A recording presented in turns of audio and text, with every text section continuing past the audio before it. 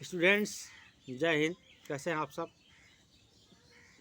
Now we are discussing a fresh topic, family of salt. Salt की भी कोई family होती है? हाँ, होती है। और हमको उसी पे चर्चा करनी है, उसी पे डिस्कस करना है, वही पढ़ना है। बेटा, साल्ट की कोई फैमिली विशेष नहीं होती। साल्ट के आप देखते हो दो पार्ट होते हैं, एक कैटायनिक पार्ट होता है, एक एनायनिक पार्ट होता है। तो अगर एक से ज़्यादा साल्ट का कैटायनिक पार्ट अगर कॉमन हुआ तो उस फैमिली का साल्ट हो गया, या एक से ज़्यादा साल्ट का एनायनिक पार्ट कॉमन हुआ तो उस फैमिली का साल्ट हो गया। जैसे सोडियम फैमिली के साल्ट आपको दिखाते हैं, NaCl, Na2CO3, NaNO3, अरे गलत लिख दिया मैंने, sorry, I am mistake, NaNO3, NaBr, ठीक है, NaSCO3। इन साल्ट्स में आपने क्या देखा? ईमानदारी से बताइएगा। इन साल्ट्स में आपको क्या दिख रहा है? ये जितने भी साल्ट्स यहाँ दिख रहे हैं, इन साल्ट्स में आपको देख रहा है कि इसमें जो कैटायन वाला पार्ट है, ये देखिए, सोडियम सोडियम सोडियम सोडियम और ये सोडियम। जितने भी साल्ट्स आपको दिख रहे हैं, इन साल्ट्स में एक चीज़ आपको दिख रहा है कि इन साल्ट्स में कैटायनिक पार्ट कॉमन है। जो साल्ट्स आपको दिख रहे हैं, इन साल्ट्स में क्या है? इन साल्ट्स में कैटायनिक पार्ट, ठीक है स्टूडेंट्स। तो यहाँ क्या है? ये सोडियम फैमिली का साल्ट हो गया, क्योंकि यहाँ जो पॉजिटिव पार्ट है साल्ट का, कैटायनिक पार्ट सेम है। इस तरह से आप लीजिए, आपको और एग्जाम्पल में दे रहा हूँ एनायनिक पार्ट का, KCl, ठीक है, NaCl, MgCl2, CaCl2, ZnCl2। यहाँ आपने क्या देखा? यहाँ आपने देखा कि जो यहाँ एनायन है, क्लोराइड एनायन, वो कॉमन है। यहाँ जो आपने देखा, यहाँ देखा एनायन, जो क्लोराइड एनायन है वो कॉमन है।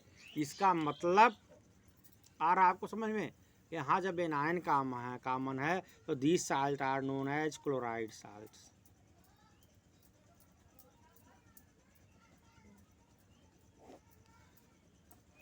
कैटायन कॉमन है तो यह हो जाएगा सोडियम साल्ट।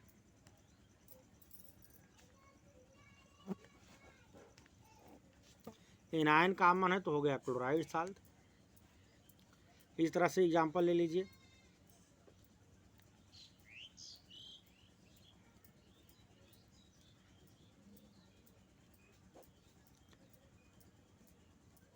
इन तीनों साल्ट में क्या कॉमन है? CO3 carbonate ion, CO3 dinegative ion यहाँ कॉमन है। तो कैसे साल्ट हो गए? कार्बोनेट साल्ट हो गए। यानी साल्ट का कैटायनिक या एनायनिक दोनों पार्ट में से जो पार्ट कॉमन रहता है, साल्ट उसी फैमिली का साल्ट बोला जाता है, ठीक है। सोडियम कैटायन अगर कॉमन है तो उसका नाम लिया जाएगा। एनायन कॉमन है, जैसे क्लोराइड, फ्लोराइड, कार्बोनेट, ये सारी चीज़ें। जैसे मान लीजिए एक अमोनियम फैमिली का साल्ट बता के फिर आपको आप पूछा था, जैसे ammonium carbonate, ammonium acetate,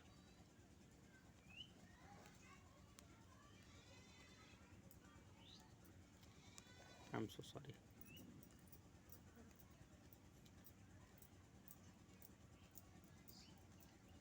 ammonium acetate, यहाँ CH3 होगा साफ फार्मूला।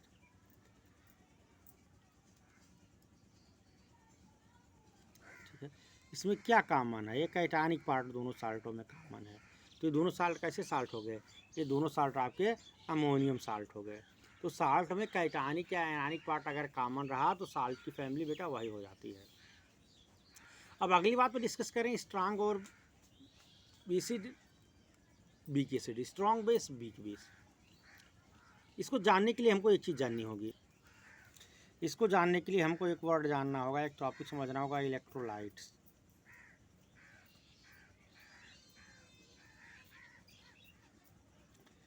इसकी डिफिनीसन आपको बहुत लंबी नहीं समझनी है, आपको इतने समझना है।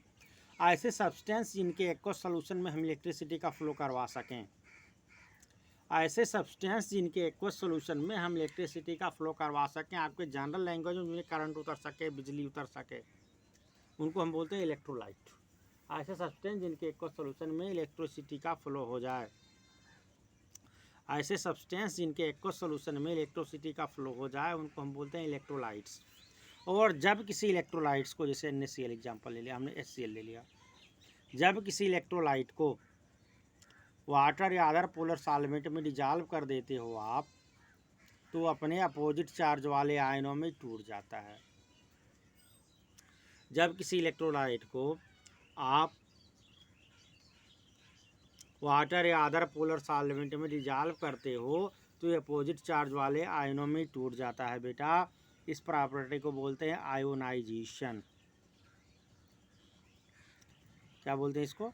आयोनाइजेशन बोलते हैं। स्पेलिंग बात चेक कर लेना। इस प्रॉपर्टी को क्या बोलते हैं? आयोनाइजेशन बोलते हैं। अब जो एसिड या जो बेस जितना ज़्यादा आयनाइज होगा वो उतना ही स्ट्रांग होगा। यानी आप बोल सकते हो तो स्ट्रांग एसिड और स्ट्रांग बेसिस जो होते हैं लगभग 100% आयनाइज हो जाते हैं। स्ट्रांग एसिड और स्ट्रांग बेसिस जो होते हैं ये लगभग 100% आयनाइज हो जाते हैं। ठीक है, तो वाटर या पोलर सॉल्वेंट में जो एसिड या बेस का आयनाइजेशन स्ट्रेंथ, एसिड या बेस की आयनाइजेशन स्ट्रेंथ ही जो है उसको स्ट्रांग एसिड या स्ट्रांग बेस बनाती है। जो ज़्यादा आयनाइज होता है वो स्ट्रांग एसिड या स्ट्रांग बेस होता है, जो कम आयनाइज होता है वो वीक एसिड या वीक बेस होता है। ठीक है, आयोनाइजेशन की प्रॉपर्टी क्या है कि when we dissolve any electrolyte in polar solvent they as result they ionize or they break into their cationic and anionic part, which acid or base is completely ionized या maximum ionized in their aqueous solution is known as strong acid or strong base। ठीक है, और जो 100% ionise नहीं हो रहे हैं वो वीक एसिड या वीक बेस होते हैं। इसी तरह से हम चर्चा करेंगे लगभग सारे मिनरल एसिड जो होते हैं बेटा वो स्ट्रांग एसिड होते हैं और ऑर्गेनिक या नेचुरल एसिड होते हैं वीक एसिड होते हैं। लेकिन ध्यान दीजिएगा वो H2CO3 कार्बनिक एसिड इसका नाम है, ये ओनली मिनरल एसिड है जो वीक होता है।